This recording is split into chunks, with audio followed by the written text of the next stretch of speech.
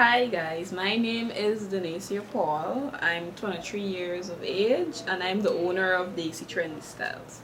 Now this small business would have been started in January of 2020. Approximately 2 years now that I would have been in business.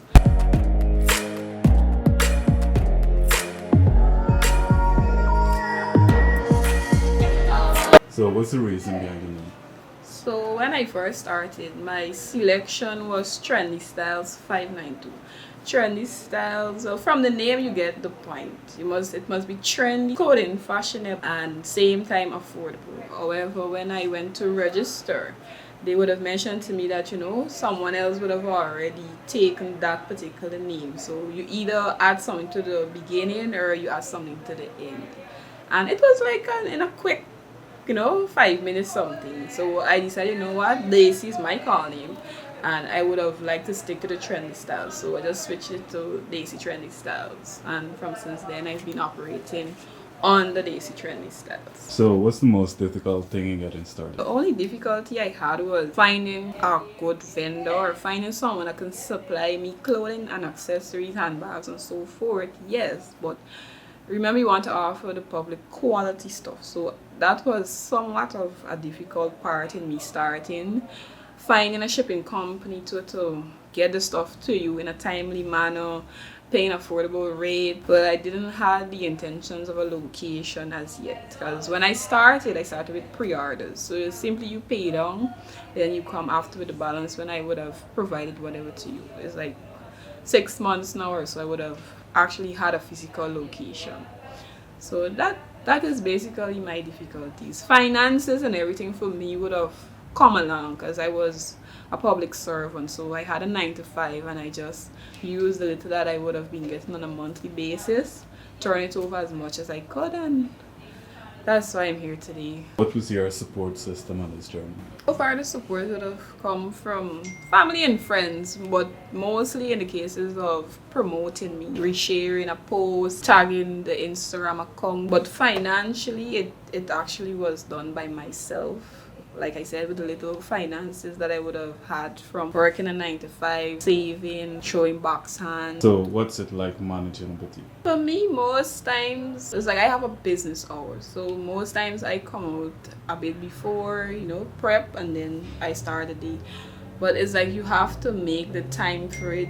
Then there comes the part where you have to go to shipping company to clear. You gotta hang the clothes. It takes time. It's a process. Sometimes it can be difficult. Well, sometimes, But for me, I would have gotten accustomed to it. It's like I know that I'm opening for 10 in the morning, so I wake up a bit early, prepare, you come.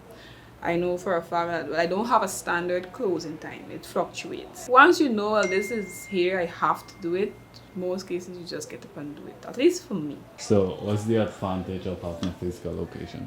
So the advantage of having a physical location for me is that most customers would want to either try on. There's customers that are not sure on what size they would wear. So in that case, because with clothing and even to footwear, sometimes you buy a dress and the dress you think, well, alright, I wear medium and I want to purchase a dress, but based on the material that the dress is made of, sometimes the small would fit a medium, the medium would fit a large. Even to footwear, sometimes you wear 7.5, but based on the made in the shoes, you might gotta end up taking a size 8. So having a physical space, now the customer gets the opportunity to come in, see the quality of the item, ensure that it fits them to their liking, ensure that how it looks on the model, it looks the actual same way on me, and I'm comfortable with this outfit, or I'm comfortable with the shoes or bag.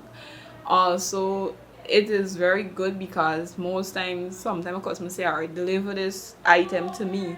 Now you would have checked this item, well, everything is okay with the item, but it end up go to the customer and the person message to say, well, oh, you sent me a damaged item. Sometimes it's a mistake on their end, while sometimes it could be the owner same way. So having a physical location, it prevents a lot of things from happening. So what's the process in choosing the items that you sell?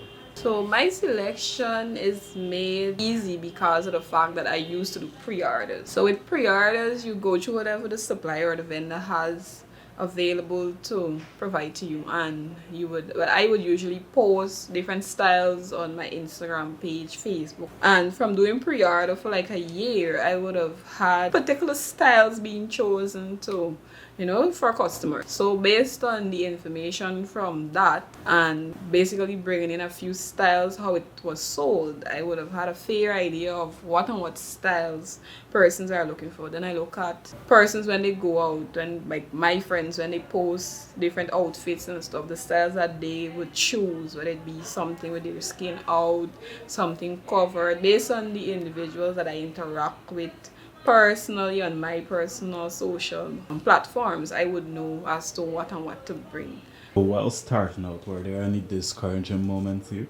Yes, I had quite a few, especially with pre-orders. It's like I wasn't too familiar with a lot of stuff as relates to shipping companies, as relates to having a vendor or supplier. I just used to just see an item, it looks good, randomly select it from wherever I shop on the website, randomly select and just post it back, just call price based on how much I pay for the item and stuff like that as relates to pricing strategies. And I just started. All I knew to myself is that I wanted to start with something, but the backlash came when you had to go to the shipping company and they're gonna tell you this here is to clear. And because of me not having a pricing strategy, it's like everything went towards clearing and paying for the items. So I literally didn't get to make anything much in like the first 3 to 6 months because I wasn't aware of what I was doing. I didn't really had a full knowledge as compared to the knowledge that I have now. I was discouraged when I didn't get the profit that I was looking for. I had a few discouraging moments where I actually cried. I'm really glad I didn't accept it for what it is. I tried again, and definitely I got it right on the second time. How do you keep your store inventory fresh and up to date? What I usually do is that I have a particular amount of money that I plan to invest. Will it be from the different supplier? Based on how much I invest and pay to clear, once I would have made back my investment, I reinvest that right away.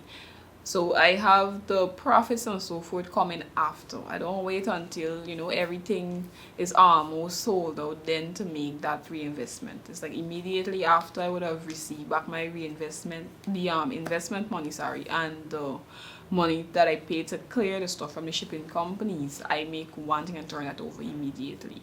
So by the time I make my profit and the other stuff start to sell, so that can happen, I would have already have a next batch of items coming. What advice would you give to anyone starting out a business? Firstly, I would say to research.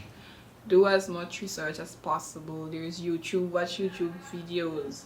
There's Pinterest, you can go there. There's a lot of ideas, like business ideas, ways to do your packaging. Everything is there. All you need to do is do your research and you make an investment. Once you have the money and you can invest, you invest it. Secondly, start small. The main thing is making the first step. Just start. Stop the procrastination.